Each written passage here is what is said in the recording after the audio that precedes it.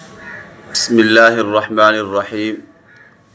Engineer محمد علی مرزا جہلمی نے آپ صلی اللہ علیہ وسلم کی شان میں گستاخانہ کلمات کہے۔ کلمات کہنے کے بعد ان کی نسبت کر دی عیسائی برادری کی طرف اور کہا کہ یہ ان کے عقیدے میں شامل ہے۔ وہ لوگ اس طرح آپ صلی اللہ علیہ وسلم کی ان الفاظ میں گستاخیاں کرتے ہیں۔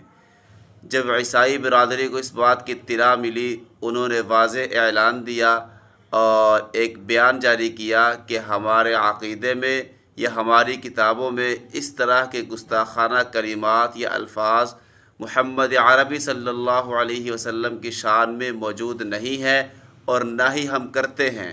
یہ ہم پر سراسر ظلم اور ہم پر الزام دیا گیا ہے۔ تو جب انہوں نے اپنی صفائی دے دی تو اس کے بعد مرزا محمد علی جہلمی پر 295 کے تحت قانونی چارہ جوئی کی گئی اور اس پر FIR درج کر دی گئی، اور اب الحمدللہ اس پر باقاعدہ قانونی کارروائی جاری ہے۔